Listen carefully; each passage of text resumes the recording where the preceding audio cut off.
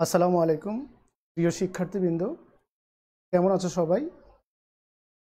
আজকের এই বর্ষা স্নাত দিনে তোমাদের সবাইকে আমি স্বাগত জানাচ্ছি আজকের অনলাইন ক্লাসে। প্রিয় শিক্ষার্থীবৃন্দ, তোমরা জানো এটি আমাদের শিডিউল ক্লাস ছিল না। আমরা এই ক্লাসটিকে গত রবিবারের ক্লাসটি আমি ইন্টারনেটজনিত সমস্যার কারণে কন্টিনিউ করতে পারি নাই, তাই আজ আমি কন্টিনিউ করছি। আমি আশাবাদী তোমরা বিষয়টি জানো এবং তোমরা ক্লাসটির জন্য অপেক্ষা করছো। প্রিয় শিক্ষার্থীবৃন্দ, যারা এই মুহূর্তে লাইভে যুক্ত আছো অন্যদেরকে একটু নক করো যাতে ক্লাসটিতে সংযুক্ত হয়। এবং যথারীতি আমরা আজকের ক্লাসের শুরুতেই ধন্যবাদ জ্ঞাপন করতে চাই আমার কলেজের সুযোগ্য অধ্যক্ষ মহোদয়ের প্রতি, যার সুচিন্তিত দিক নির্দেশনার কারণে তোমরা এবং আমি এই অনলাইন ক্লাসে যুক্ত হওয়ার সুযোগ পেয়েছি।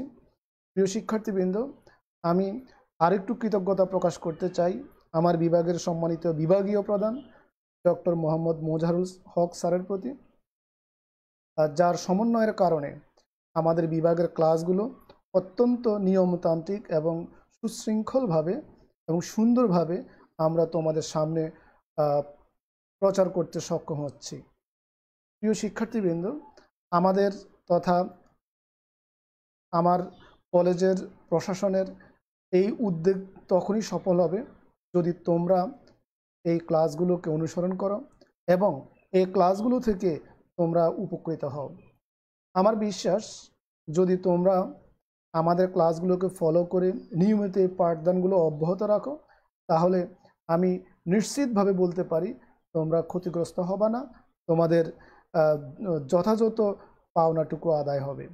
প্রিয় শিক্ষার্থীবৃন্দ, তোমরা জানো আমি তাপ ও তাপগতিবিদ্যা ও বিকিরণ এই কোর্সটির উপরে ক্লাস পরিচালনা করছি এবং আমরা প্রথম অধ্যায়ের আজকে শেষ লেকচারটি উপস্থাপন করব তোমাদের সামনে। আমার প্রথম থেকে এই পর্যন্ত এটি পঞ্চম লেকচার এই অধ্যায়ের উপর।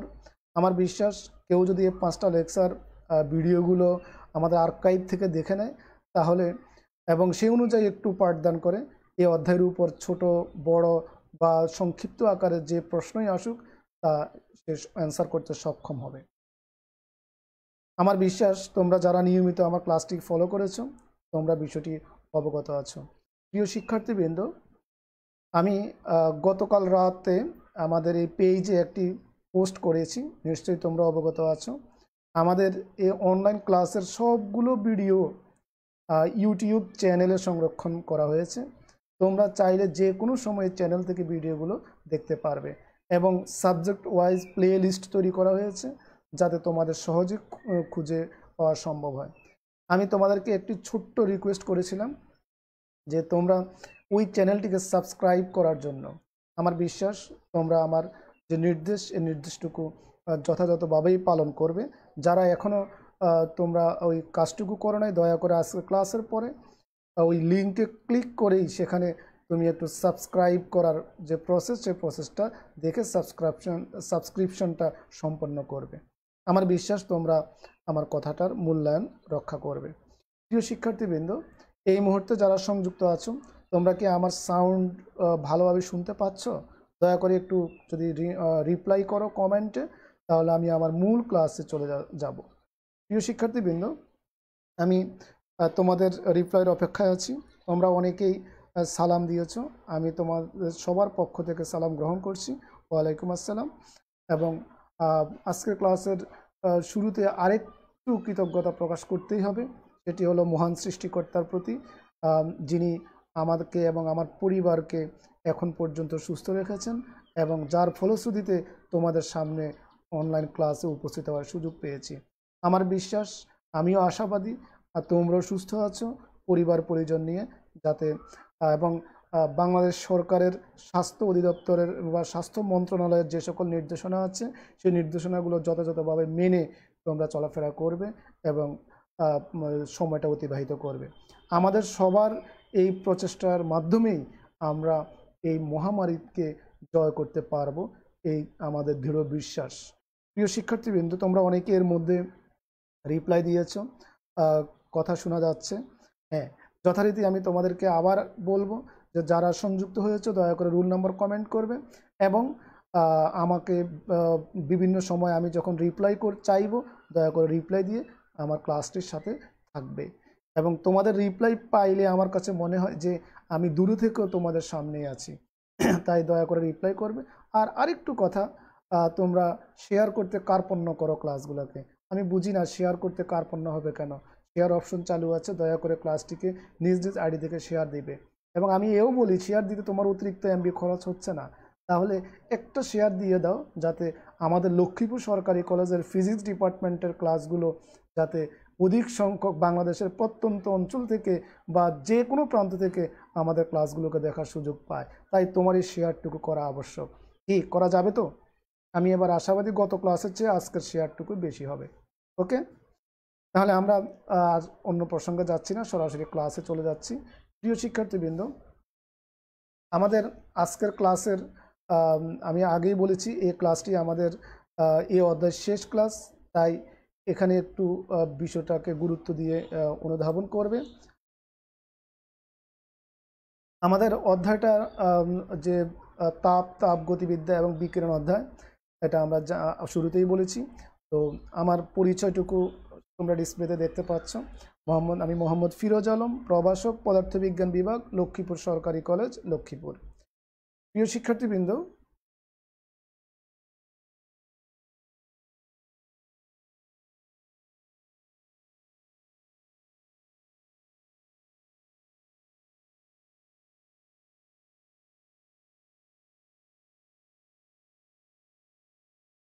প্রিয় শিক্ষার্থীবৃন্দ, এটি আমার এই অধ্যায়ের উপর পঞ্চম ক্লাস। এই আজকের ক্লাসটির মাধ্যমে আমাদের এই অধ্যায়টা সমাপ্ত হবে, সফল সমাপ্ত হবে আমি বলবো। এই অধ্যায়ে বেসিক্যালি আমরা দুটি বিষয় নিয়ে আলোচনা করব। প্রধান একটা বিষয়, সেটা হচ্ছে তাপযুগল থার্মোমিটার। কি থার্মোমিটার? তাপযুগল থার্মোমিটার। এবং এই থার্মোমিটারটা আলোচনা করার পর আমরা কিছু গাণিতিক সমস্যা নিয়ে কথা বলবো। নির্বাচিত কিছু গাণিতিক সমস্যা আছে, সেটা নিয়ে কথা বলবো। প্রিয় শিক্ষার্থীবৃন্দ, আশা করি ক্লাসটি তোমাদের ভালো লাগবে। আমরা এরপরে তাহলে যথারীতি আমাদের তাপযুগল থার্মোমিটারের পরিচয় এবং এটার বিভিন্ন বিষয় নিয়ে আমরা আলোচনাটা কন্টিনিউ করছি। শুরুতেই তোমরা স্ক্রিনে একটা চিত্র দেখতে পাচ্ছ তাপযুগল থার্মোমিটারের। প্রথমে তাপযুগল থার্মোমিটারের চিত্র দেখাচ্ছি না, আমরা তাপযুগল কি, থার্মোকাপলটা কি, এই বিষয়টা নিয়ে একটু পরিচিত হব। থার্মোকাপল, কাপল শব্দের অর্থ আমরা জানি জোড়া। হ্যাঁ, তো সেক্ষেত্রে তাপযুগল নিশ্চয়ই এখানেও দুটি পরিবাহীর একটা যুগ্ম বা জোড়া বা যুগল বা কাপল আমরা তৈরি করব। তো সেই বিষয়টা একটু খেয়াল করা, তার পরিচয়টা দিচ্ছি। দুটি ভিন্ন ধাতুর তারের দুই প্রান্ত জোড়া লাগিয়ে, এখানে কিন্তু স্পেসিফিক সংজ্ঞার মধ্যে চলে আসছে বিষয়টা কি, দুটি ভিন্ন ধাতুর তৈরি। এখন আমার স্ক্রিনে যে চিত্রটা দেখতে পাচ্ছ, এখানে ধাতু দুইটি, একটি হলো তামা আর একটি হচ্ছে লোহা। দুইটাই ধাতু এবং দুইটাই পরিবাহী এবং বৈশিষ্ট্য ভিন্ন। তাহলে দুটি ভিন্ন ধাতুর তৈরি ধাতুর তারের দুই প্রান্ত জোড়া লাগিয়ে, তাহলে দুই মাথা জোড়া লাগিয়ে এর মধ্যে একটি গ্যালভানোমিটার অন্তর্ভুক্ত করে, চিত্র দেখতে পাচ্ছ, অন্তর্ভুক্ত করে যদি বর্তনী তৈরি করা হয় এবং তার দুটির সংযোগ স্থল দুটিকে তাপমাত্রার ব্যবধান সৃষ্টি করা হয়। চিত্রে দেখতে পাচ্ছ এক প্রান্তকে উত্তপ্ত জায়গায়, আরেক প্রান্তকে শীতল জায়গায় আমরা দিলাম, তাহলে দুই প্রান্তে কি তৈরি হয়েছে? একটা তাপমাত্রার ব্যবধান সৃষ্টি হয়েছে। তাহলে ওই বর্তনীতে তড়িৎ প্রবাহিত হবে। 1821 খ্রিস্টাব্দে সিবেক সর্বপ্রথম ঘটনাটি প্রত্যক্ষ করেন, তাই এই ঘটনাকে সিবেক ক্রিয়া বলা হয়। তাহলে এটাকে অনেক সময় সিবেক ক্রিয়াও বলা হয়। এটা জ্ঞানমূলক, তোমাদের তো আর জ্ঞানমূলক না, ক বিভাগের প্রশ্নে আসে, তাই খেয়াল করবে। আমি আবার পড়ছি বিষয়টি। দুটি ভিন্ন ধাতুর তৈরি দুই প্রান্ত জোড়া লাগিয়ে, দুটি ভিন্ন ধাতুর তারের দুই প্রান্ত জোড়া লাগিয়ে এর মধ্যে একটি গ্যালভানোমিটার অন্তর্ভুক্ত করে যদি বর্তনী তৈরি করা হয় এবং তার দুটির সংযোগ স্থল দুটিতে তাপমাত্রা ব্যবধান সৃষ্টি করা হয়, তাহলে ওই বর্তনীতে তড়িৎ প্রবাহিত হবে। তাহলে ওই বর্তনীতে তড়িৎ প্রবাহিত হবে। আচ্ছা, এখন তড়িৎ প্রবাহিত হবে, 1821 খ্রিস্টাব্দে সিবেক সর্বপ্রথম এই ঘটনাটি প্রত্যক্ষ করেন, তাই এই ঘটনাকে সিবেক ক্রিয়া বলা হচ্ছে। আশা করি বিষয়টা আমরা বুঝতে পারছি।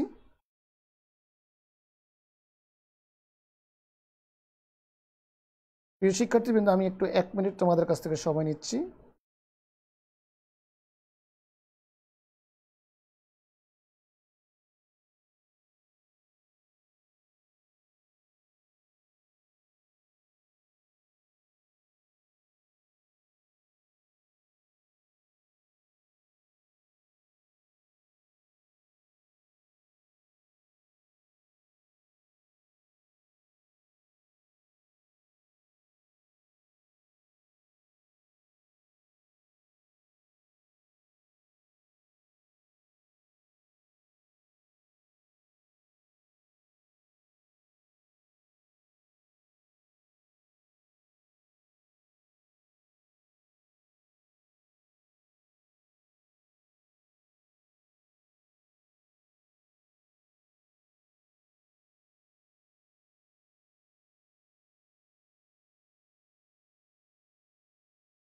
ওকে প্রিয় শিক্ষার্থীবৃন্দ, তাহলে আমরা আলোচনার সামনে কন্টিনিউ করছি, একটু মনোযোগ দাও।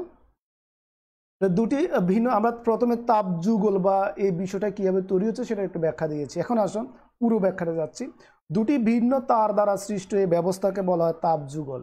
দুটি ভিন্ন ব্যবস্থা, একটি হলো লৌহ, আরেকটি হচ্ছে কি তামা, অর্থাৎ দুইটা ভিন্ন পরিবাহীকে বিশেষ প্রক্রিয়ায় জোড়া লাগালাম দুই প্রান্তকে, এবং এদের মাঝে একটা গ্যালভানোমিটার রাখলাম, আর দুই প্রান্তের মধ্যে তাপমাত্রার ব্যবধান তৈরি করলাম। এক মাথা উত্তপ্ত জায়গায় স্থাপন করেছি, আর এক মাথা শীতল জায়গায় স্থাপন করেছি, এবং এই দুটির এই প্রক্রিয়া যখন করব তখন এটার ভিতর দিয়ে তড়িৎ প্রবাহ পরিচালিত হবে। এই ঘটনাটি সর্বপ্রথম প্রত্যক্ষ করেন বিজ্ঞানী সিবেক, তাই কখনো কখনো এই ক্রিয়াকে সিবেক ক্রিয়া বলা হয়, বা নর্মালি এটিকে আমরা তাপ যুগল হিসেবে উপস্থাপন করতে পারি। চিত্রের মতো তামা ও লোহার তারের সাহায্যে একটি বর্তনী তৈরি করে যদি একটি সংযোগস্থল শীতল ও অণুটি উত্তপ্ত রাখার ব্যবস্থা করা হয়, তাহলে বর্তনীর তড়িৎ প্রবাহের সৃষ্টি হয়। উপরোক্ত সিবেক ক্রিয়ার উপর ভিত্তি করে তাপ তড়িৎ থার্মোমিটার নির্মাণ করা হয়েছে। তাহলে আমরা এই ঘটনাটাকে ভিত্তি করে তাপ তড়িৎ থার্মোমিটার তৈরি করা হয়েছে, এটা আমরা বুঝতে পেরেছি।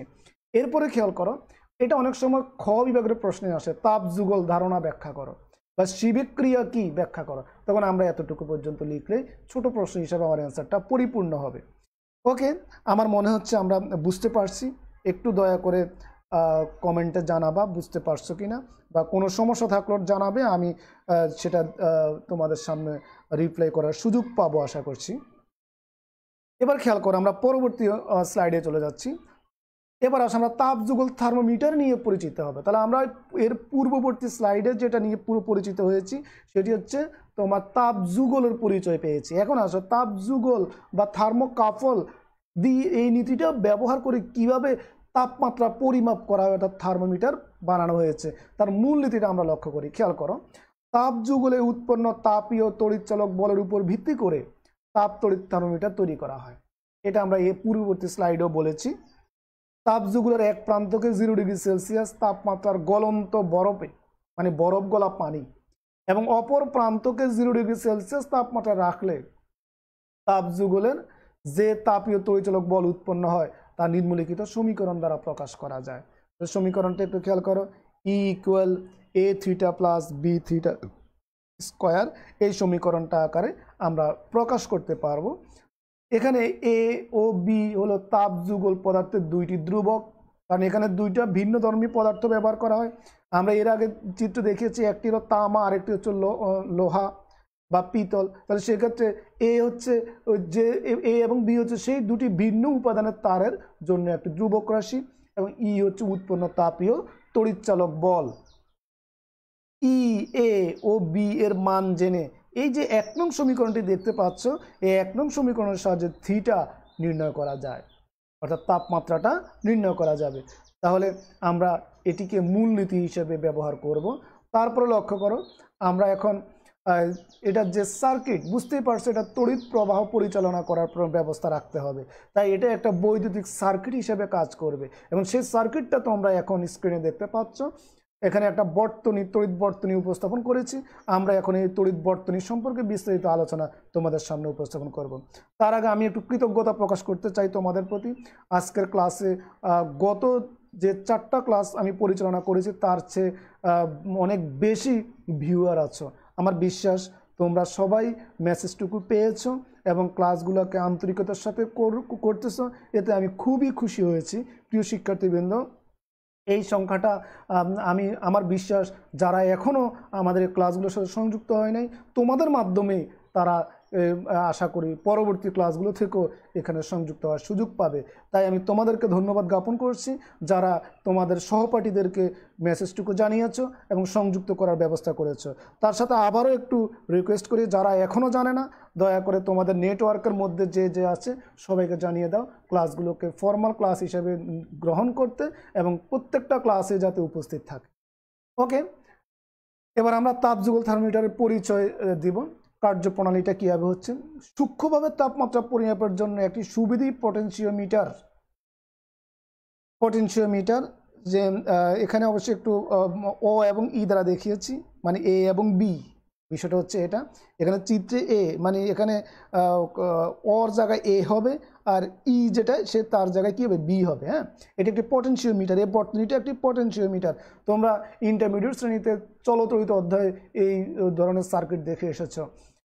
তাহলে বিন্দুর সাথে একটি মিলি অ্যামিটার, তাহলে এটার ভিতরে একটা মিলি অ্যামিটার আছে দেখতে পাচ্ছ, একটা ব্যাটারি ই আছে এবং একটা চাবি কে আছে এবং একটি পরিবর্তনশীল রোধ আর এইচ। শ্রেণী সমবায় দেখো, এই মিলি অ্যামিটার, তারপরে তড়িৎ ব্যাটারি, তারপরে চাবি, তারপরে তোমার পরিবর্তনশীল রোধ, এই 4টা উপাদানই কীভাবে আছে, পরপর শ্রেণী সমবায়ে যুক্ত আছে। তাপযুগলের শীতল সংযোগস্থলের একটি তারের মুক্ত প্রান্তকে এ, লক্ষ্য করো এখানে এটা এই উপরের দিকে যে জিনিসটা দেখতে পাচ্ছ শীতল এবং উষ্ণ লেখা, এই দুটো, এটা হচ্ছে আমার তাপযুগল যেটা আমরা প্রথমে আলোচনা করেছি। এটার শীতল অংশকে আমরা এ পটেনশিওমিটারে এ প্রান্তের সাথে এবং উষ্ণ অংশকে গ্যালভানোমিটার সহযোগে বি প্রান্তের সাথে যুক্ত করেছি। এই কথাটা এখানে লিখেছি। তাপযুগলের শীতল সংযোগস্থলের একটি তারের মুক্ত প্রান্তকে এ এবং অজ্ঞাত তাপমাত্রা রাখা উষ্ণ সংযোগস্থলের মুক্ত প্রান্তকে গ্যালভানোমিটার জি এর মধ্য দিয়ে জকিতে যুক্ত করা হয়েছে। এখানে এই যে একটা এরো চিহ্ন আছে, এরো চিহ্ন দ্বারা আমরা জানি জকি বোঝায়, তাই এটা হলো একটা জকি। এবং এটা পটেনশিওমিটারে তোমরা জানো অনেকগুলো তার থাকে, 10টা তার থাকে, সেই 10টা তারের যে কোনো একটা তারের সাথে আমরা এটাকে যুক্ত করব। কেমন চিত্রে আসলে ওইভাবে দেখানো সম্ভব নয়, প্র্যাকটিক্যালি তোমরা নিশ্চয়ই পটেনশিওমিটার দেখেছো, সেখানে কিভাবে তার কাছ থেকে রিডিং নেওয়া হয়, জকিটাকে কীভাবে সংযোগ করানো হয়, এটা নিশ্চয়ই তোমাদের জানা আছে, তাই সেই বিষয়টাকে একটু কাজে লাগাবা। তাহলে আমরা এখানে যে অ্যানালাইসিসটুকু করেছি সেটা খুবই সহজ। সূক্ষ্মভাবে তাপমাত্রা পরিমাপের জন্য একটি সুবিধি পটেনশিওমিটারের এ ও বি বিন্দুর সাথে একটি মিলি অ্যামিটার, একটি ব্যাটারি, একটি চাবি এবং একটি পরিবর্তনশীল রোধ শ্রেণী সমবায়ে যুক্ত করা হয় এবং ব্যাটারি ই এর ধনাত্মক প্রান্ত এই বিন্দু, এই যে ব্যাটারি ই, এটা দেখো বড় প্রান্তটা হলো ধনাত্মক প্রান্তের সাথে এ এবং এ প্রান্তের সাথে থার্মোকাপলের শীতল যে টার্মিনাল আছে সেটা সংযুক্ত করলাম। আর উষ্ণ টার্মিনালে কি করেছি, উষ্ণ টার্মিনালে আমরা একটা গ্যালভানোমিটার এবং গ্যালভানোমিটার থেকে একটা জকি দিয়ে তারপরে পটেনশিওমিটারের যে তারগুলো থাকবে সেই তারের সাথে সংযুক্ত করেছি। এই হচ্ছে আমার প্রাথমিক যে কথাবার্তাগুলো বলেছি। আশা করি সার্কিটটা যদি তুমি সঠিকভাবে অঙ্কন করতে পারো তাহলে এই লেখাটুকু তুমি তোমার মতো করেও উপস্থাপন করতে পারবে। এরপরে আসো পরবর্তী স্লাইডে, আমরা আরেকটু বর্ণনা বাকি আছে সেটা একটু শেষ করি। চাবিকে বন্ধ করে, এখন এখানে যে চাবিটা আছে এখন এটা খোলা আছে, এটাকে যদি আমরা অফ করে দিই অর্থাৎ এটা বর্তনীটা চালু হয়ে যাবে। হ্যাঁ, তাই পটেনশিওমিটার তারের তড়িৎ প্রবাহ চালনা করা হয় জকি জে কে তারের বিভিন্ন স্থান স্পর্শ করে অজ্ঞাত তাপমাত্রার জন্য পটেনশিওমিটার তারে একটি সাম্য বিন্দু এন বের করা হয়। এখানে ধরে নিলাম সেটা হচ্ছে কি এন। তোমরা জানো পটেনশিওমিটার যে তারগুলো থাকে জকিকে ওই তারের বিভিন্ন জায়গায় স্পর্শ করানো হয় এবং এটা ইন্টারমিডিয়েট শ্রেণীতে প্র্যাকটিক্যালটা করে এসেছো। এই স্পর্শ করানোর পর যে জায়গা বা যে পজিশনে স্পর্শ করালে গ্যালভানোমিটারের কাঁটা শূন্য দাগের সাথে মিলে যাবে অর্থাৎ নিস্পন্দ অবস্থায় তৈরি হবে, সেই জায়গাটা আমরা খুঁজে বের করব। আমি চিত্রে বলেছি সেটা হচ্ছে কোন বিন্দু, এন বিন্দু। আমার মনে হয় বিষয়টা তোমরা বুঝতে পারতেছো। এ ও সাম্যবিন্দু এন এর মধ্যাকার তারের দৈর্ঘ্য, তাহলে এ থেকে এই এন পর্যন্ত তারটা কতটুকু লম্বা, কয় পেঁচ আছে, প্রতি পেঁচের দৈর্ঘ্য 1 মিটার করে, যদি 3 পেঁচ হয় তাহলে 3 মিটার, এবং সাথে কতটুকু এন কতটুকু সেটা মেপে তারপরে আমরা এই দৈর্ঘ্যটুকু নির্ণয় করব। এবং মিলি অ্যামিটার থেকে পটেনশিওমিটার তারে প্রবাহিত তড়িৎ প্রবাহ মাত্রা ও নির্ণয় করে তাপীয় তড়িৎচালক বল নির্ণয় করবে। যেহেতু আমার এখানে একটা মিলি অ্যামিটার লাগানো আছে, তাই এটার মধ্য দিয়ে, এই বর্তনীটার মধ্য দিয়ে কী পরিমাণ তড়িৎ প্রবাহিত হচ্ছে সেই তড়িৎ প্রবাহের পার্টটাও আমি এখান থেকে নির্ণয় করতে পারবো। আশা করি বিষয়টা এই পর্যন্ত বুঝতে পেরেছ। তারপরে পরবর্তী স্লাইডে যাচ্ছি। এখন গ্যালভানোমিটারের নিস্পন্দ অবস্থায়, নিস্পন্দ অবস্থা মানে কোন অবস্থা, যখন গ্যালভানোমিটারের কাঁটাটা শূন্য দাগের সাথে মিলে যাবে ওই অবস্থা হচ্ছে কি নিস্পন্দ অবস্থা।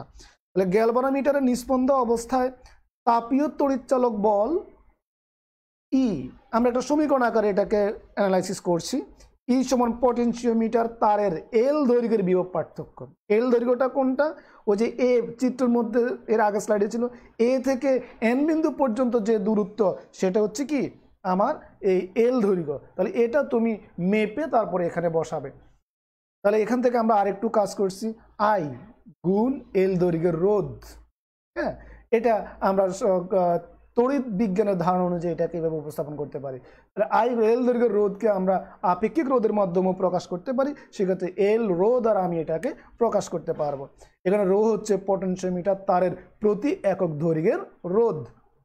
তাহলে পটেনশিওমিটারের এল তারের রোধ আর হলে, যদি আমরা ধরি যেমন পুরো তারের দৈর্ঘ্যটা, তার রোধ যদি আর হয়, তাহলে আমরা লিখতে পারি যে rho equal R by L, এটা সংজ্ঞা থেকে লিখতে পারি। তাহলে আমরা এখান থেকে লিখতে পারি যে E equal I R by L. আশা করি বুঝতে পারছি। তাহলে এই হচ্ছে আমার তাপ যুগল থার্মোমিটারের জন্য গাণিতিক যে আলোচনা। তাহলে এই সমীকরণের ডান দিকের সব রাশি জানা থাকার জন্য সৃষ্ট তাপীয় তড়িৎচালক বল ই নির্ণয় করা যাবে। এখন ডান দিকে কি কি রাশি আছে, আই আছে, তারপর আর আছে, মানে মোট রোধ কত সেটা আছে, তারপরে ক্যাপিটাল এল দৈর্ঘ্যটা কত সেটা আছে।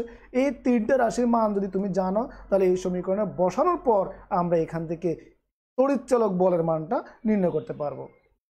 প্রিয় শিক্ষার্থীবৃন্দ, আশা করি এই বিষয়গুলো তোমাদের সহজে আত্মস্থ হবে।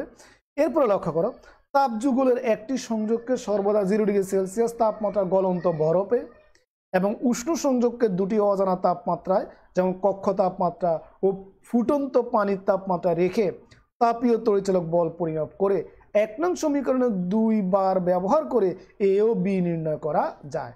অর্থাৎ এই মানগুলো নিয়ে যে দুইটা স্লাইড পূর্বে যে 1 নং সমীকরণ একটা দেখিয়েছি, সেখান থেকে সেখানে ই এর মান, তারপরে তোমার এ এবং বি এর মান, এই তিনটা রাশির মান যখন আমরা বসাবো, তখন 1 নং সমীকরণ থেকে আমাদের অজ্ঞাত তাপমাত্রা থিটা নির্ণয় করা হবে। আশা করি বিষয়টা বুঝতে পারতেছ। তারপরে লক্ষ্য করো, আরও সূক্ষ্মভাবে তাপমাত্রা নির্ণয়ের জন্য তাপযুগলের একটি সংযোগকে গলন্ত বরফে ডুবিয়ে সর্বদা 0 ডিগ্রি সেলসিয়াস তাপমাত্রায় স্থির রাখা হয়। তোমরা জানো গলন্ত বরফ মানে বরফ গলা পানি। বরফ গলা পানির তাপমাত্রা 0 ডিগ্রি সেলসিয়াস। তাহলে এটা যদি আমি স্থির রাখতে পারি, এটা স্থির রাখাটা একটু ডিফিকাল্ট, কারণ এটা যখন টাইম পার হয়ে যাবে তাপমাত্রা বেড়ে যাবে। হ্যাঁ, তাহলে সেক্ষেত্রে যদি আমি সূক্ষ্মভাবে তাপমাত্রা নির্ণয় করতে চাই, তাহলে এই গলন্ত বরফের তাপমাত্রা সর্বদাই আমার 0 ডিগ্রি সেলসিয়াসে স্থির রাখতে হবে এবং অপর সংযোগ বিন্দুকে তরলপূর্ণ কোনো আধারে ডুবিয়ে এবং তাপমাত্রা ক্রমশ বাড়িয়ে বিভিন্ন তাপমাত্রার কয়েকটি তড়িৎচালক বলের মান পরিমাপ করে তড়িৎচালক বল বনাম তাপমাত্রার লেখচিত্র অঙ্কন করা হয়। যে লেখচিত্রটা এরকম হয়, এটা হলো তড়িৎচালক বল বনাম তাপমাত্রার লেখচিত্র। তাহলে মোটামুটি আমার এখানে মূলত এই যে লেখচিত্র আরও সূক্ষ্মভাবে তাপমাত্রা নির্ণয়ের পূর্ব পর্যন্ত এতটুকুতেই তোমার যদি পরীক্ষা আসে তুমি অ্যান্সার করতে পারো। আর যদি আরেকটু সময় থাকে, যদি পুরোটা লিখতে পারো, তাহলে অনেক ভালো। এ হচ্ছে মোটামুটি আমার তাপযুগল থার্মোমিটারের কার্যপ্রণালী। এখন আছে এটার কিছু সুবিধা অসুবিধা আছে, তারপরে পরিসীমা আছে, সেগুলো নিয়ে একটু কথা বলবো। আচ্ছা, এখন লক্ষ্য করো, এবার যে ব্যবস্থার তাপমাত্রা নির্ণয় করতে হবে, উষ্ণ সংযোগ থেকে সেই ব্যবস্থা স্থাপন করে উপরোক্ত নিয়মিত তড়িৎচালক বল বের করা হয় এবং লেখচিত্র থেকে প্রতিসঙ্গী তাপমাত্রা নির্ণয় করা হয়, যেটা আমি সূক্ষ্মতার জন্য বলেছি। এবার তাপমাত্রা পরিসর, মানে এই থার্মোমিটার দিয়ে আমি কত রেঞ্জের তাপমাত্রা পরিমাপ করতে পারবো। প্রিয় শিক্ষার্থীবৃন্দ, এখানে আমরা এই থার্মোমিটারের সাহায্যে -200°C হতে 3000°C পর্যন্ত তাপমাত্রা পরিমাপ করা যায়। তার মানে অনেক ইফেক্টিভ একটা থার্মোমিটার এই থার্মোকাপল থার্মোমিটার যেটা। হ্যাঁ, এবার আসলে সুবিধাগুলো নিয়ে কথা বলছি। তো সুবিধা যে বিষয়টা বলছে, প্রিয় শিক্ষার্থীবৃন্দ, আমি একটু ইন্টারাপ্ট করছি এই মুহূর্তে। আমার বিভাগের সম্মানিত বিভাগীয় প্রধান মহোদয়, তোমাদেরকে আগেও বলেছি আমি স্যারের প্রতি কৃতজ্ঞতা প্রকাশ করেছি। স্যারের সুন্দর সমন্বয়ের কারণে আমাদের বিভাগের প্রত্যেকটা ক্লাসই অত্যন্ত চমৎকারভাবে সম্প্রচারিত হচ্ছে।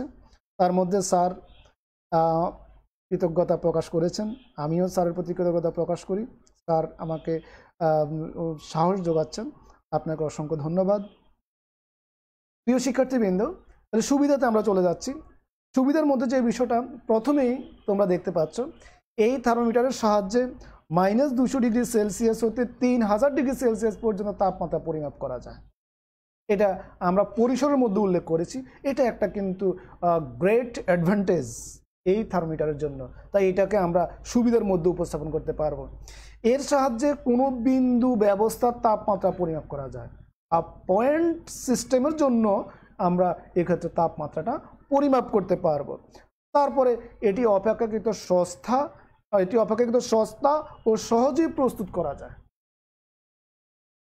তাহলে অত্যন্ত গুরুত্বপূর্ণ তিনটা আমরা সুবিধা এক্ষেত্রে তোমাদের উপস্থাপন করেছি। আশা করি তোমরা বিষয়টা বুঝতে পেরেছ। প্রিয় শিক্ষার্থীবৃন্দ, সব কিছুরই সুবিধাও আছে, অসুবিধাও আছে।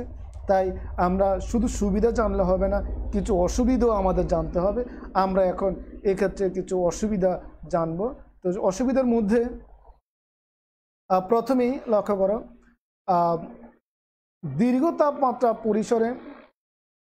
তাপমাত্রা পরিসরে কোনো তাত্ত্বিক সম্পর্ক না থাকায় তাপমাত্রা পরিমাপের ক্ষেত্রে প্রতিটি তাপযুগলের ক্রমাঙ্কন প্রয়োজন। ক্রমাঙ্কন মানে এক্ষেত্রে তোমার সূক্ষ্মতা পরিমাপের জন্য এক্ষেত্রে কিছু তোমার বাধ্যবাধকতা বা কিছু নিয়ম অনুসরণ করার প্রয়োজন হয়, যেটা একটু ডিফিকাল্ট হয়ে পড়ে। তারপরে লক্ষ্য করো, তাপমাত্রা প্লাটিনাম রোধ থার্মোমিটারের মতো তত সঠিক হয় না। আসলে আমরা এই পর্যন্ত যে 4টা থার্মোমিটার তোমাদের সামনে উপস্থাপন করছি, এর আগে 3টা থার্মোমিটার আলোচনা করেছি। তার মধ্যে তোমার সবচেয়ে বেশি ইফেক্টিভ থার্মোমিটার হচ্ছে প্লাটিনাম রোধ থার্মোমিটার। তাই এই তাপমাত্রা প্লাটিনাম রোধ থার্মোমিটারের মতো ততটা সঠিক হয় না। আচ্ছা, এরপর লক্ষ্য করো, শীতল সংযোগ যদি 0°C তাপমাত্রা না থাকে তাহলে এর সংশোধন প্রয়োজন হয়। আমি আগেই বলেছিলাম, সূক্ষ্মভাবে তাপমাত্রা পরিমাপ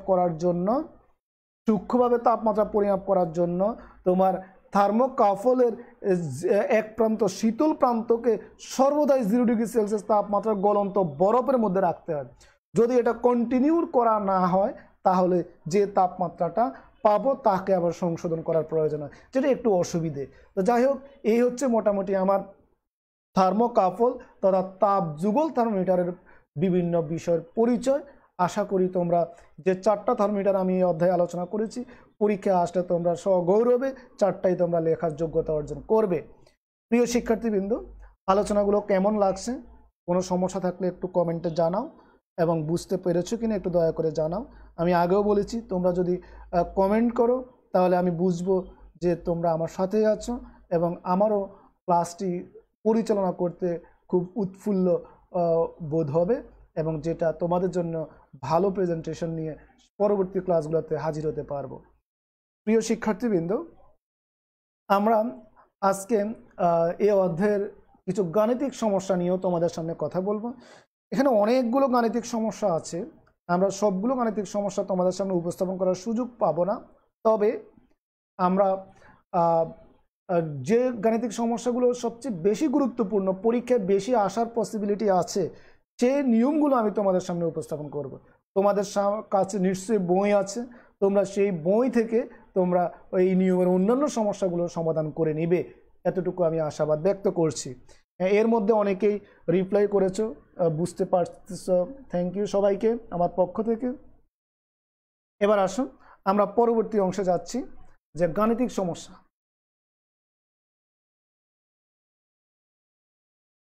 এখানে প্রথমে আমরা একটা গাণিতিক সমস্যা প্রশ্ন তোমাদের সামনে উপস্থাপন করছি। এটা অবশ্য খুবই সহজ একটা সমস্যা, এটা নিচের ক্লাসও ছিল, কিন্তু এক্ষেত্রেও তোমার পরীক্ষায় আসে, বেশি বেশি আসে, তাই এই জিনিসগুলোকে আমি একটু উপস্থাপন করছি যেহেতু এগুলো গুরুত্বপূর্ণ। কোন তাপমাত্রায় সেন্টিগ্রেড ও ফারেনহাইট স্কেল একই পার্ট পাওয়া যাবে? কোন তাপমাত্রা? এই ধরনের সমস্যা ইন্টারমিডিয়েটও করেছো, আবারও এখানে আসছে, আমরা করি, একটু লক্ষ্য করো। তাহলে সমাধানে যদি যাই, আমরা জানি যে একটা থিওরি পড়েছি সম্ভবত প্রথম বা দ্বিতীয় ক্লাসে লেকচারে, যে তোমার তাপমাত্রা বিভিন্ন স্কেলের মধ্যে সম্পর্ক। সেক্ষেত্রে একটা সমীকরণ পেয়েছি, C/5 equal F-32/9 equal K-273/5। যেহেতু আমার প্রশ্নে সেন্টিগ্রেড ও ফারেনহাইট স্কেলের কথা বলা আছে, তাই আমরা সেন্টিগ্রেড আর ফারেনহাইটের মধ্যে যে সম্পর্ক, শুধু এই সমীকরণটা উপস্থাপন করেছি, যেটা তোমরা ডিসপ্লেতে দেখতে পাচ্ছ। এমন হচ্ছে কোন তাপমাত্রায়, আমরা যদি ধরে নিই সেই তাপমাত্রাটা মান অজানা এবং সেটা হলো এক্স, তাহলে সি এর মানও এক্স হবে, এফ এর মানও এক্স হবে। কেন? কারণ একই পার্ট, সেন্টিগ্রেড স্কেলও একই পার্ট আসবে, ফারেনহাইট স্কেলও কি একই পার্ট আসবে, তাই আমরা সে দুইটাকে এক্স ধরতে পারি। প্রিয় শিক্ষার্থীবৃন্দ, লক্ষ্য করো পরের লাইনটা, সি এর পরিবর্তে এক্স ধরেছি, এফ এর পরিবর্তে এক্স ধরেছি। এটার এক্স এর মানটাই আমি বের করব, কারণ আমার প্রশ্নে এটাই তোমাকে বের করতে বলা হয়েছে। তাহলে x/5 ইকুয়াল x-32/9। তাহলে এখানে যদি আমরা একটু ক্যালকুলেশন করি, আড়াআড়ি বজ্র গুণন যেটাকে বলি, 9x ইকুয়াল 5x মাইনাস 32 গুণ 5 মানে কত? 160। এরপরে আমরা একটু পক্ষান্তর করে নিলাম, 9x minus 5x equal minus 160, তারপরে 4x ইকুয়াল মাইনাস 160, এরপরে x ইকুয়াল কত? Minus 40 degree. তার মানে আমার কাঙ্ক্ষিত অ্যান্সার চলে এসেছে। অর্থাৎ সেন্টিগ্রেড স্কেলে মাইনাস 40 ডিগ্রি পার্ট আর ফারেনহাইট স্কেলের মাইনাস 40 ডিগ্রি পার্ট পরস্পর কি হবে? সমান হবে। অর্থাৎ সি ইকুয়াল মাইনাস 40 ডিগ্রি এবং এফ ইকুয়াল মাইনাস 40 ডিগ্রি, এটা হচ্ছে আবার কি তোমার একই পার্ট পাওয়া যাবে। আশা করি বিষয়টা বুঝতে পেরেছো, খুবই সহজ।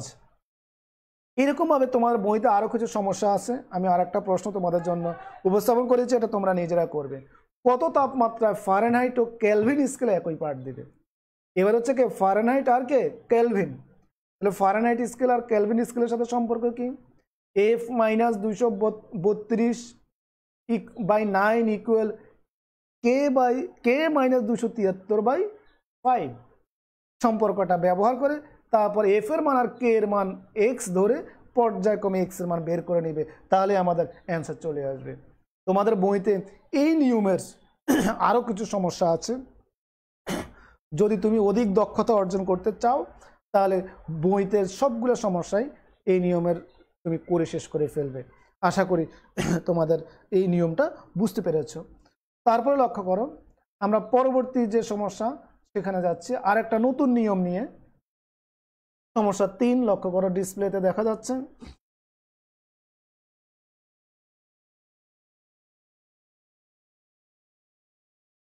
একটি ধ্রুব আয়তন গ্যাস থার্মোমিটারে 0 ডিগ্রি সেলসিয়াস ও 100 ডিগ্রি সেলসিয়াস তাপমাত্রায় বায়ুর চাপ যথাক্রমে 80 সেন্টিমিটার এবং 109.4 সেন্টিমিটার। থার্মোমিটারের বাল্বটিকে গরম পানিতে স্থাপন করলে চাপ 94.7 সেন্টিমিটার হলো। গরম পানির তাপমাত্রা নির্ণয় করো। তোমাদের কি মনে আছে আমরা 4টা থার্মোমিটার পড়েছি? একটি হলো ধ্রুব আয়তন গ্যাস থার্মোমিটার, একটি হলো ধ্রুব চাপে গ্যাস থার্মোমিটার, আরেকটি হলো প্লাটিনাম রোধ থার্মোমিটার, আরেকটি হচ্ছে তাপ যুগল থার্মোমিটার, এটা আজকে পড়েছি। এই প্রত্যেকটা থার্মোমিটার থেকেই পরীক্ষা প্রশ্ন আসে, তবে তার মধ্যে সবচেয়ে বেশি আসছে তোমার 3টা থার্মোমিটার থেকে। একটা হলো ধ্রুব আয়তন গ্যাস থার্মোমিটার, ধ্রুব চাপ গ্যাস থার্মোমিটার, আর হলো প্লাটিনাম রোধ থার্মোমিটার। তাই আমরা এই 3 নিয়মের 3টা সমস্যা তোমাদের সামনে উপস্থাপন করব। আশা করি বাকি সমস্যাগুলো তোমরা সহজেই বুঝতে পারবে। প্রিয় শিক্ষার্থীবৃন্দ, একজন শিক্ষার্থী মোকলেস হোসেন যে কমেন্ট করেছে আমি ঠিক বুঝতে পারি নাই, যদি আর একটু বুঝিয়ে বলো হয়তো বুঝতে পারবো। তারপর লক্ষ্য করো, সমস্যা 3-এর প্রশ্ন অলরেডি দেখেছি, এখন আসলে সমাধানে যাই। সমাধানের মধ্যে এখানে আগে আমি কি কি রাশি আছে সেই বিষয়গুলোকে একটু উপস্থাপন করছি। এখানে যে কথাটা বলছে যে P0 80 সেন্টিমিটার তাপ। হ্যাঁ, কি বলছে এখানে যে 0 ডিগ্রি সেলসিয়াস ও 100 ডিগ্রি সেলসিয়াস তাপমাত্রা বায়ুর চাপ, তাহলে পি 0 ডিগ্রি সেলসিয়াসের বায়ুর চাপকে পি নট ধরলাম, আর 100 ডিগ্রি সেলসিয়াস তাপমাত্রা বায়ুর চাপকে P100 ধরলাম। এবং পিটি এটা হলো গরম পানিতে স্থাপন করলে যে তাপমাত্রাটা পাওয়া গেছে সেটা 94.7 ধরলাম, আর গরম পানির তাপমাত্রা টি সমান কত এটা আমরা বের করব। খুবই সহজ, শুধু সূত্রটা যদি মনে থাকে। এখন দেখো, স্থির আয়তন গ্যাস থার্মোমিটারের যে সমীকরণ, সেই সমীকরণটি হচ্ছে PT minus T equal PT minus P not by P100 minus P not into 100। এটা আমরা যখন ওই থার্মোমিটারটা আলোচনা করেছি সেখানে বিস্তারিতভাবে ব্যাখ্যা দিয়েছি। এখন শুধু আমরা সমীকরণটা ব্যবহার করব। এবার এই সমীকরণে বিভিন্ন রাশির মানগুলো বসাইলে টি এর যে মান এটা পাওয়া যায় 75.76 ডিগ্রি সেলসিয়াস। কি অনেক সহজ নয়? ঠিক এই নিয়মেরই আরেকটা সমস্যা তোমাদের জন্য আমি রেখেছি, একইভাবে নিজে করো। প্রশ্নটা লক্ষ্য করো, একটি ধ্রুব আয়তন গ্যাস থার্মোমিটারের পারদের উচ্চতা 0 ডিগ্রি সেলসিয়াস এবং 100 ডিগ্রি সেলসিয়াস তাপমাত্রা যথাক্রমে 100 সেন্টিমিটার এবং 136.99 সেন্টিমিটার। যখন থার্মোমিটারটির বাল্বটি একটি গরম পাত্রে রাখা হয় তখন পারদের উচ্চতা 125.8 সেন্টিমিটার দেখায়। গরম পাত্রের তাপমাত্রা বের করো। সেই ম্যাচ একই সূত্র বসিয়ে তোমরা করে ফেলবে। হ্যাঁ প্রিয় শিক্ষার্থী মোখলেস হাসান, তোমার বিষয়টা আমি এখন বুঝতে পেরেছি। তুমি আগের যে সমস্যাটা আমি দিয়েছি তার অ্যান্সার লিখেছো। ফারেনহাইট এবং কেলভিন স্কেলের পার্টের মান বের হবে 574.25। Thank you. আচ্ছা, এরপরে লক্ষ্য করুন, আমরা তাহলে এই নিয়মেরও কাজ আমরা করতে পারবো। তাহলে আমার মেসেজটি হলো তোমাদের জন্য যে এই নিয়মের বইতে আরও কিছু সমস্যা আছে, তোমরা দয়া করে সেই সমস্যাগুলো করে ফেলবে। আমি যে নিয়মের সমস্যাগুলো তোমাদের সামনে উপস্থাপন করছি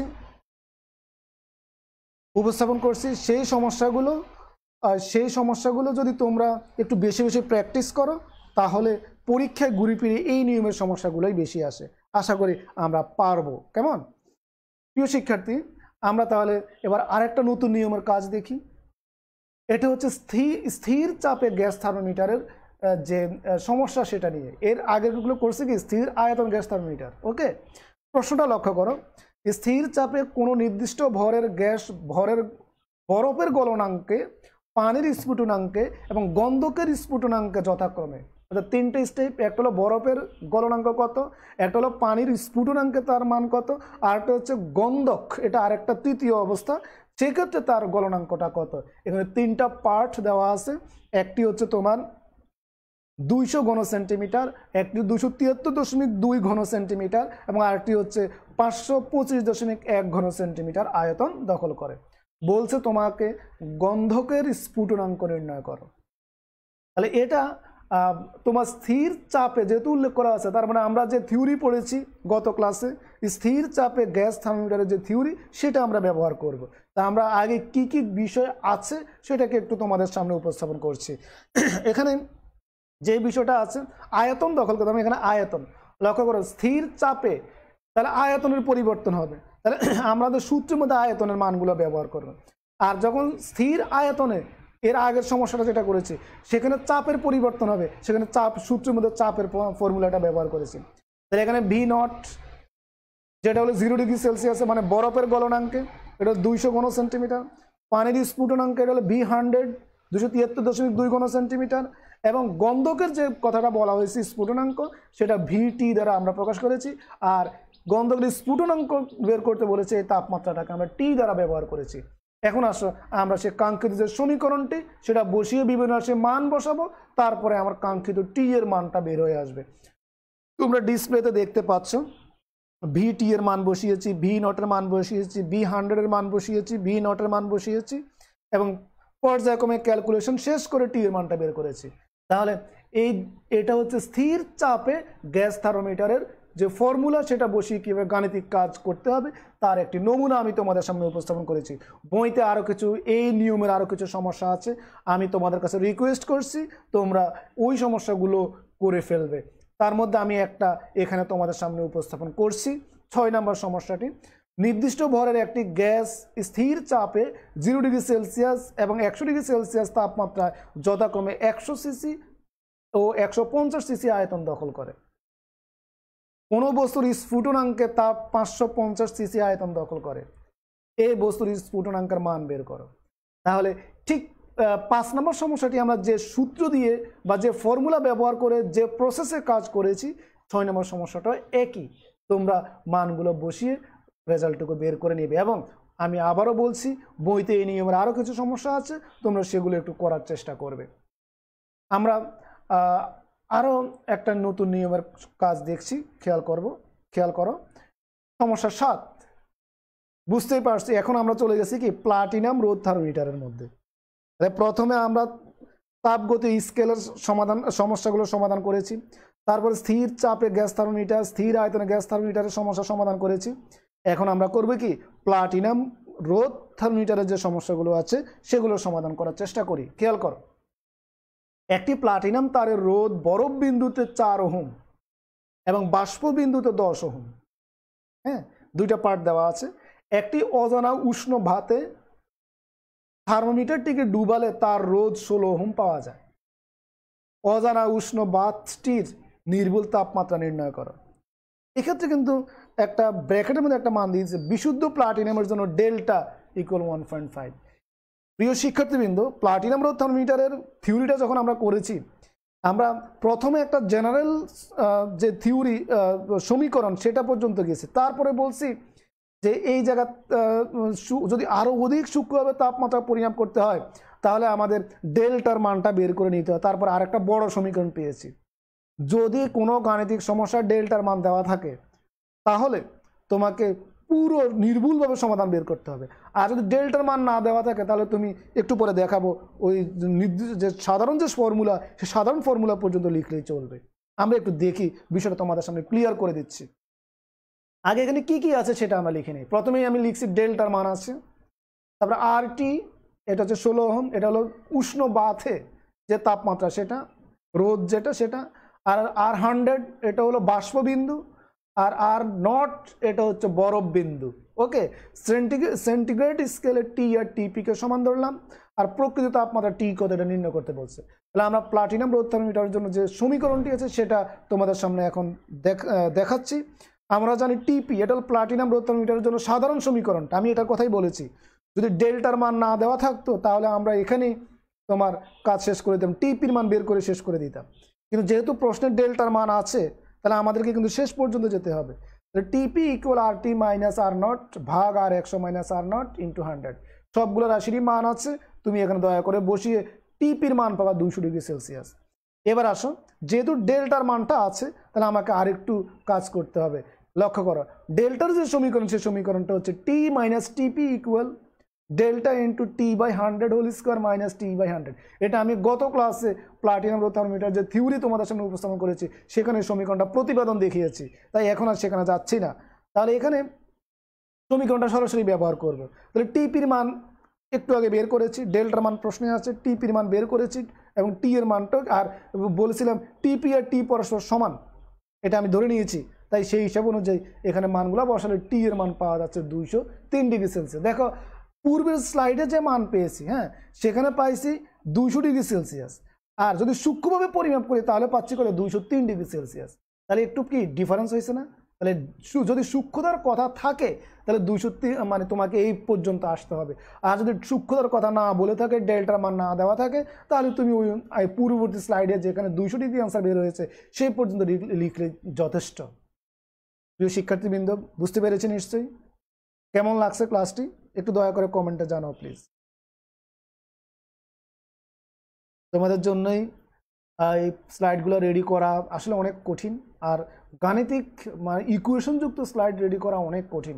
যাদের এই লাইনে অভিজ্ঞতা আছে তোমরা নিশ্চয়ই বুঝতে পারবে যে ইকুয়েশনযুক্ত যে প্রেজেন্টেশনের স্লাইড রেডি করা অনেক জটিল, অনেক সময়ের ব্যাপার। তাই এই যতটা পরিশ্রম করতেছি শুধু তোমাদের ভালো বোঝার জন্য। তাই তোমরা যদি বুঝো তাহলে আমার পরিশ্রমগুলো সার্থক, এবং আমি আশা করি তোমরা বুঝতে পারতেছো। প্রিয় শিক্ষার্থীবৃন্দ, এই প্লাটিনাম রোধ থার্মোমিটারের আরও কিছু উদাহরণ আছে, আমি একটা উদাহরণ তোমাদের সামনে উপস্থাপন করছি। একটা হচ্ছে বরফ বিন্দু, বাষ্প বিন্দু এবং কোনো বাথে প্লাটিনাম রোধ থার্মোমিটারে প্লাটিনাম তারের রোধ যত রকম 2 ওহম, 4 ওহম এবং 8 ওহম। প্লাটিনাম স্কেলে উক্ত ভাতের তাপমাত্রা নির্ণয় করা। দেখো এখন এখানে কিন্তু ডেল্টা নাই। হ্যাঁ, তাহলে আমরা ইচ্ছা করলে প্রথম অংশে আলোচনা শেষ করে দিতে পারি, শেষ। কিন্তু কেউ যদি মনে করো না, আমরা যখন এটা থিওরি পড়েছি তখন ডেল্টার মান নির্দিষ্ট 1.5, এটা আমরা বলে দিছি। আমি ডেল্টা 1.5 ধরে শেষ পর্যন্ত আসতে পারো, ভুল হবে না, ঠিক আছে। তবে কেউ যদি ওই মাঝপথেও রেখে দেয়, শুধু টিপির মানটা সেখানে বের করে, সেটাও হবে, কোনো ভুল হবে না। আমি আশা করি বিষয়টা তোমাদেরকে ক্লিয়ার করতে পেরেছি। প্রিয় শিক্ষার্থীবৃন্দ, এই 8টার নমুনা গাণিতিক কাজ বা এখানে 4টা নিয়মের গাণিতিক কাজ আমি তোমাদের সামনে উপস্থাপন করেছি। এই রিলেটেড যে কাজগুলো আছে তোমার বইতে, সেই প্রত্যেকটা কাজ একটু করার চেষ্টা করবে। পরীক্ষায় যদি কোনো গাণিতিক সমস্যা এই অধ্যায় থেকে আসে, তাহলে এগুলোর বাইরে কোনো প্রশ্ন আসার পসিবিলিটি খুবই খুবই কম। তাই আমরা খুব সাকসেসফুলি, আমি বলবো, আমরা প্রথম অধ্যায়টি শেষ করতে পেরেছি। ইনশাল্লাহ আগামী সপ্তাহে যে ক্লাসগুলো পাবো, সেখানে আমরা দ্বিতীয় অধ্যায় নিয়ে কার্যক্রম শুরু করব। এবং আমি তোমাদেরকে রিকোয়েস্ট করব, তোমরা যদি এই অধ্যায়টা পুঙ্খানুপুঙ্খভাবে আমার 5টা ক্লাস অ্যানালাইসিস করে পড়ে থাকো, যদি কারো কোনো প্রবলেম থাকে, তুমি যে ক্লাসের প্রবলেম ওই ক্লাসের কমেন্টে, হ্যাঁ, ওই ক্লাসের কমেন্টে তুমি সেটা এডিট করে পোস্ট করো, প্রয়োজনে ছবি তুলে পোস্ট করো। আমি পরবর্তীতে যখন এটা আমার কাছে নোটিফিকেশান আসবে, আমি সেটাকে সমাধান করে দেব এবং সেখানে অ্যান্সার দেব। তাই যদি তুমি 1 নাম্বার যে ক্লাসটা নিয়েছি সেখানে যদি সমস্যা থাকে, সেই ভিডিওর কমেন্ট করো। তারপর 2 নম্বর ভিডিওর কমেন্ট করো, 3 নম্বর হলে 3 নম্বর ক্লাসে কমেন্ট করো, 4 নম্বর হলে 4 নম্বরে করো। তাহলে আমি বিষয়টার সমাধান দিতে পারবো। আর সমস্যা থাকবেই, আমি আবারও বলছি, আমাদেরও সমস্যা আছে, অনেক কিছুই আমরা এখানে স্কিপ করে গেছি। তাই সব লিমিটেশন চাপিয়ে তুমি কিছুটা হলেও উপকৃত হয়েছে, এই আশাবাদ আমি ব্যক্ত করছি। প্রিয় শিক্ষার্থীবৃন্দ, আমরা একেবারে আমাদের আজকের লেকচারের শেষ প্রান্তে চলে এসেছি এবং আমি তোমাদের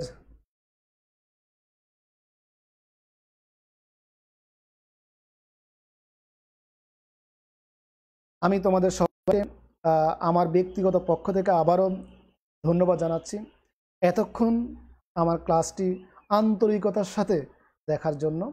এবং আমি আবারও বলছি, আমাদের এই চেষ্টা, আমাদের এই পরিশ্রম তখনই সার্থক হবে যদি তোমরা এখান থেকে ন্যূনতম কিছু অর্জন করতে পারো। তাহলে আমরা অনুপ্রাণিত হব এবং এই মহামারী প্রাককালে তোমাদের একেবারে সরাসরি ক্লাস না নিতে পারার কারণে যে অপূরন্ত ক্ষতি হচ্ছে, তার কিছুটা অংশ হলেও আমরা পূরণ করতে সক্ষম হব। প্রিয় শিক্ষার্থীবৃন্দ, তোমরা সবাই সুস্থ থাকো, ভালো থাকো, স্বাস্থ্যবিধি মেনে পরিবার পরিজন নিয়ে সুস্থ থাকবে এবং আমাদের জন্য দোয়া করবে যাতে আমরা সুস্থ থাকতে পারি। আমিও তোমাদের সবার জন্য দোয়া করছি যাতে তোমরা সবাই সুস্থ থাকো। এবং আগামী সপ্তাহের ক্লাস করার অপেক্ষায় আমি আজকের মতো বিদায় নিচ্ছি। সবাইকে আল্লাহ হাফেজ এবং আবারও আমি সালাম দিচ্ছি। আসসালামু আলাইকুম।